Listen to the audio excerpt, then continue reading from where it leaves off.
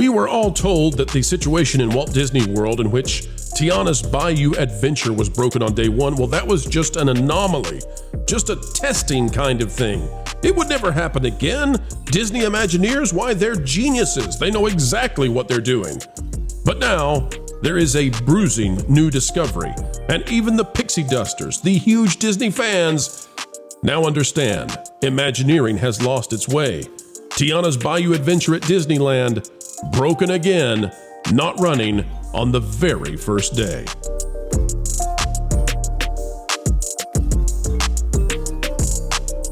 Hello folks, welcome back. We are happy to have you, one and all, heeding the call to understand what's going on in entertainment as well as theme parks.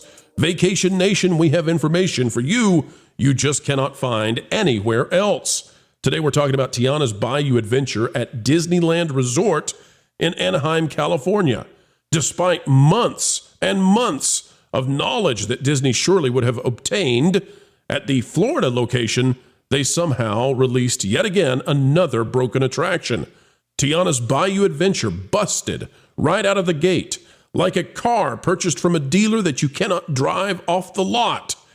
Well, they were not having a lot of fun on the logs as they sat stationary for a very long period of time. Downtime, e-stops on day one of Tiana. Let's bring on the panel. We'll talk about it, folks. As we do, click that like button. All right, we're also not underselling Disneyland. Here's what we've got, folks. It's our next story, and it is a big one. From someone here on the panel, Vash Sky, who goes by Dre over there on X.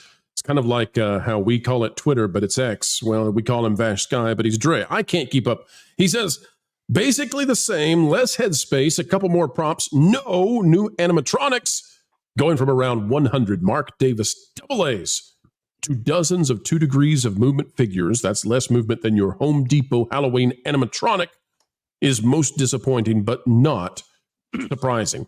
Vash, it turns out that Disneyland opened Tiana's Bayou Adventure yesterday for the very first previews, and despite all the time they've had between Walt Disney World's version and Disneyland's version, things did not go as anticipated. Well, unless you've been watching our channel and some of our friends' channels, this was totally anticipated.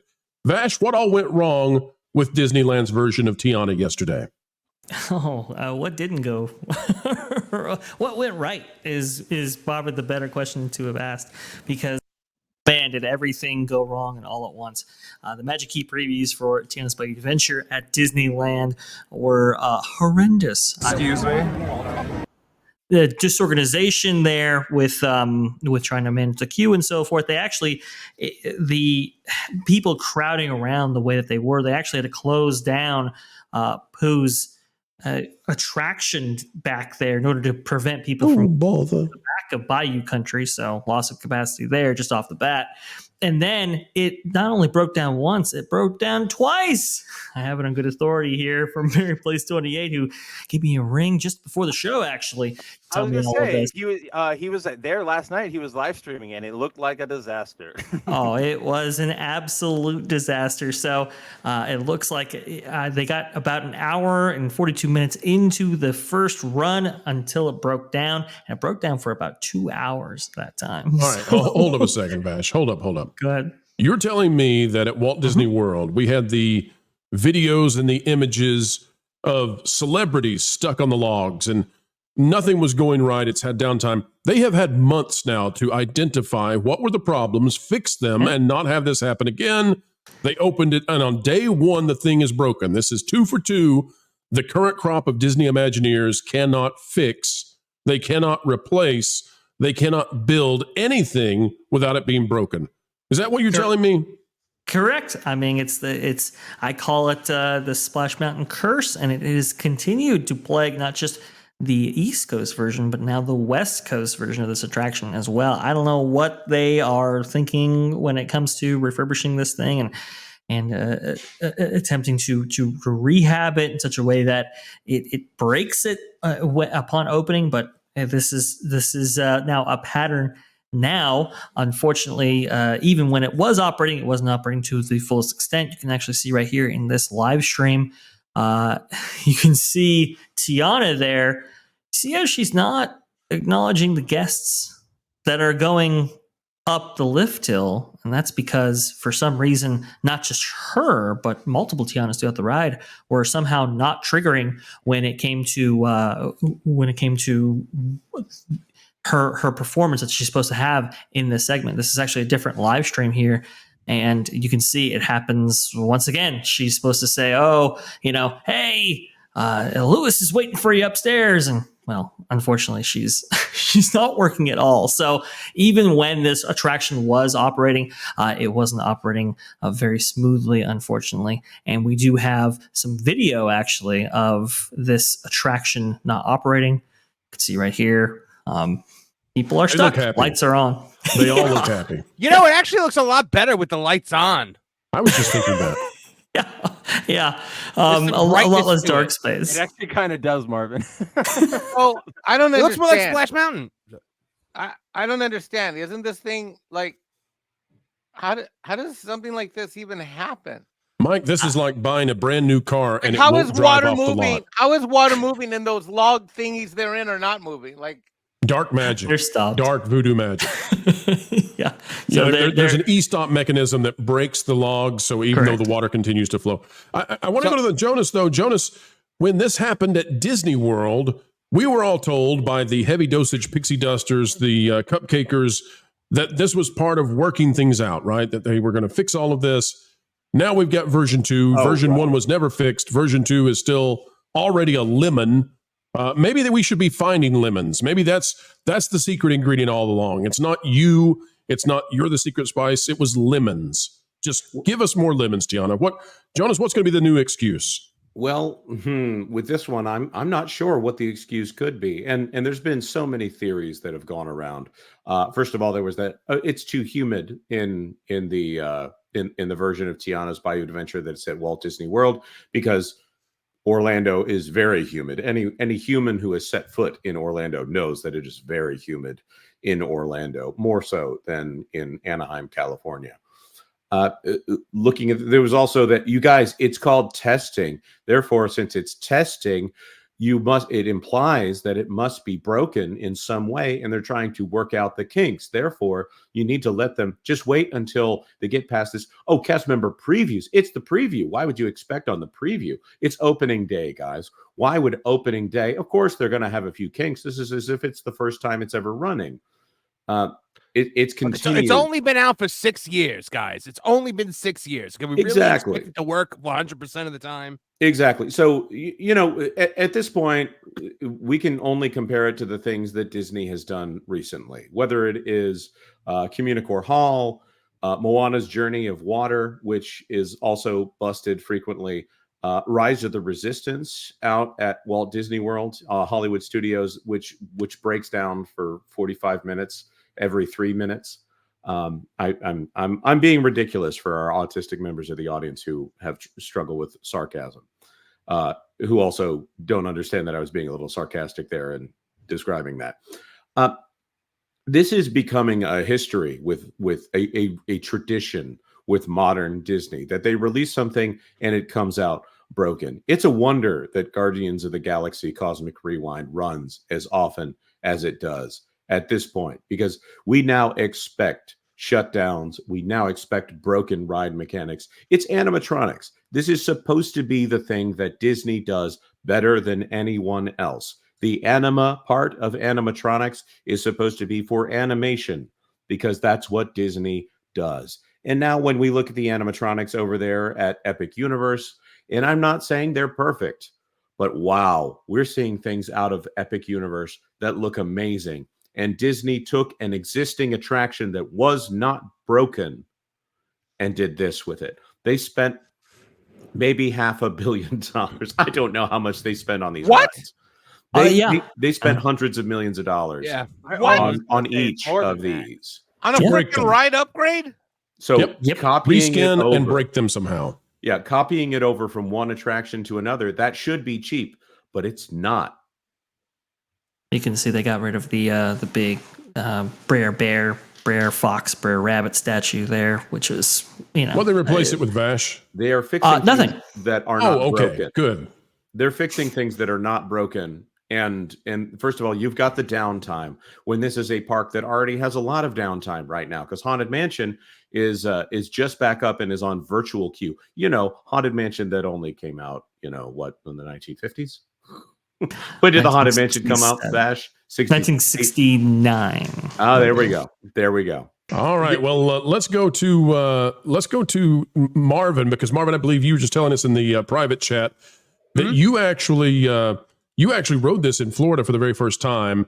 How was the quality of the ride? It was terrible. It was soulless. It was the animatronics were actually working, but it stalled out several times, and it was just like you get whiplash because the logs behind you are constantly slamming into you, and then the logs behind them are slamming into them, and it's just constant. It's every couple of minutes it stops again. It was completely jarring. The long stretches of just nothing, everything that we've seen so far. And guys, I have tried to get on this ride 3 or 4 different times before this successful attempt because it was always broken. I was never able to actually get on it. So it was a miracle that it actually worked this time. The queue was absolutely atrocious. The line was super long. There was stagnant water everywhere in the outside queue. Just like areas with no drainage that I'm like, well, that's going to be a mosquito breeding ground. You can see, I believe I showed you guys privately just the picture of us coming down the drop, and both my bride-to-be and I are sitting there, and we just look miserable as we're going down the 50-foot plunge. It was awful. And Splash Mountain is my favorite ride of all time. It's the first thrill ride I've ever done in my life. To see what it has become, man, it was just sad. Like, we literally got off the ride and I just said, that stunk. And I made sure the lap bars wouldn't even release on the logs. They had to physically get like a giant letter T key and turn it in the log to release it, like we're at the county fair. Oh, they brought out the T-bar. Interesting. Yeah. Culture, you have special insight into what has caused Disney to be unable to build and redo new rides and old rides. They can't do any of it. Culture, how did they empty out the talent at Imagineering? And as you go through it, this is going to be so familiar for folks who have watched other industries collapse. Well, Disney has done something that they had never done before. They decided that they didn't need the institutional knowledge and institutional memory that they had built up over time. They had a massive department full of, 200 plus disciplines of folks that understood and recognized what it took to build a great attraction, something that wouldn't suffer from weather, something that wouldn't, color shift because of the sun. They had people that understood how power works, how water works. I mean, how lighting can change a scene. They had people that range from theatrical arts to television productions. So they had this great talent base there that they cultivated. And when they brought on a new person, those people taught the next generation of people how this was done, why it was done, because there's a reason everything is done in regards to show. When it comes down to the attractions, they let go a bunch of people who went on to work for the people that would eventually build the animatronics and attraction items that used to be in-house. They no longer have quality in-house talent, and they kind of went on a cost-cutting campaign to eliminate the older, the legendary in many cases, Imagineers. So that Imagineering department has been gutted and replaced with people who have little to no experience. And you end up with disasters. You have problems in not understanding why you can't just replace something that's driven by hydraulic systems of some sort with piezoelectronic items, which require a constant type of power. And so when it comes to attractions like this, they don't have the foresight, the knowledge, and the understanding that there would have to be significant changes to the infrastructure for the attraction itself. So you end up with characters, moving to their safety position or their T-pose, depending upon, where their reset position is, their emergency stop. If something's off in those electronic animatronics by even a set of degrees, it will cause it to fault out, and so as to not tear itself apart.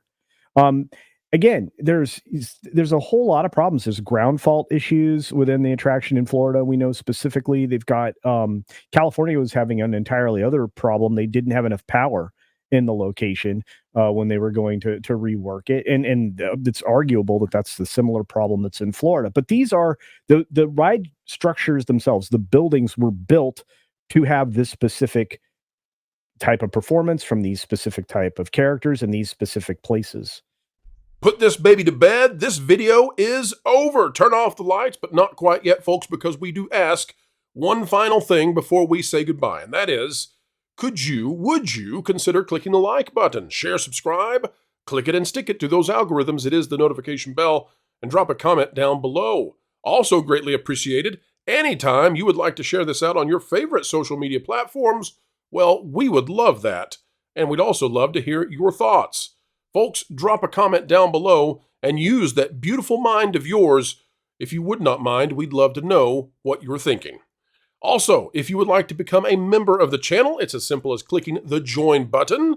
It is the price of a soda per month, and you'll gain access to all kinds of new, cool, exclusive information. Folks, until the next time we have the honor of spending time with you, keep learning, keep growing, and as always, keep having fun.